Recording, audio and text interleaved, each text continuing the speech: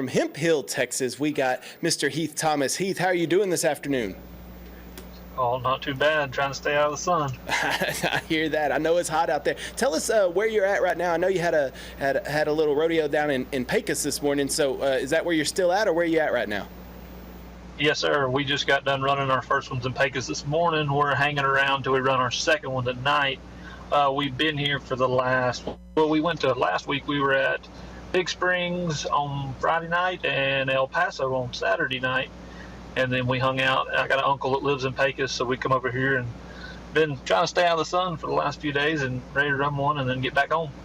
Yeah, it's definitely hot out there right now, but I want to talk about that rodeo in El Paso that you were at over the weekend. Brought home first place in steer wrestling with 4.2 seconds and won just over $2,000 in that one. So tell us about that, how that not a ride went, but how that wrestling match with that steer went on over the weekend. Man, it went good. I'm lucky enough to have good horsepower behind me. I've got good hazers behind me and had a good steer and just had to use him to my best ability, and lucky enough to get the win out of it, and I can't complain about it. And now on to the next one.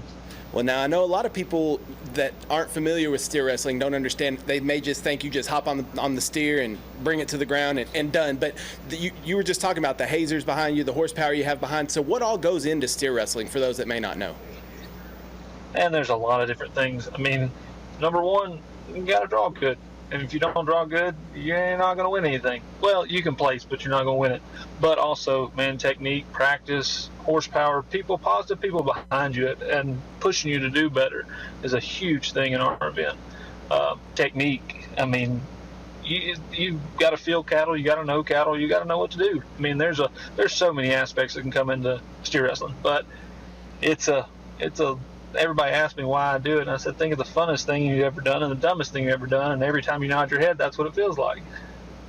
Well, that's pretty accurate. That's pretty accurate. Now, that was going to be my next question, is how you got into steer wrestling. I'm sure you grew up around cattle and wanting to be a cowboy, but what made you go into steer wrestling and pick that avenue?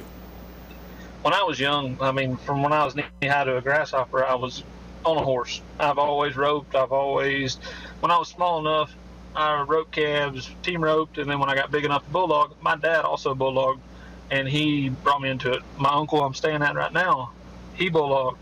It was a big thing in my family. Like there was a lot of steer wrestlers and a lot of people that were behind me on steer wrestling. And when I got old enough and big enough to start steer wrestling, I kind of put the calf ropes down, put the team ropes down, and started steer wrestling and hadn't looked back since then.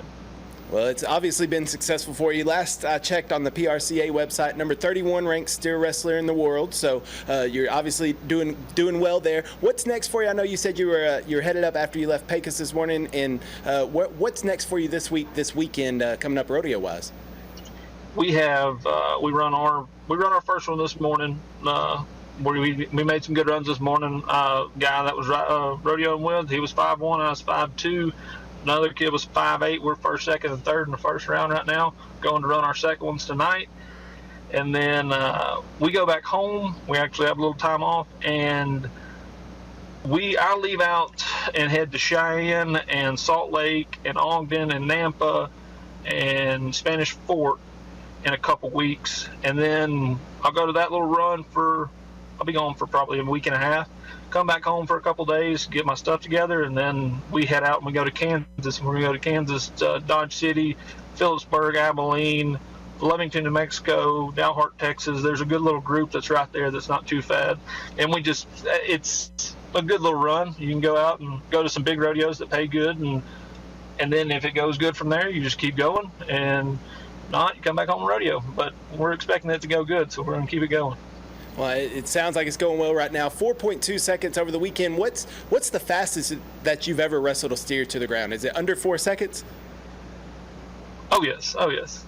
There's been a couple times this year I've been threes. I mean, you can be quick. I mean, if you draw the right animal and he wants to play and you make a good run, he can get quick. That's awesome. Well, Heath, we're very proud of you here in East Texas, and keep doing what you've been doing. And we hope to talk to you a little later down the road after you win some more of these events. Yes, sir. I can't wait. All right, Heath, thank you so much for joining us. All righty.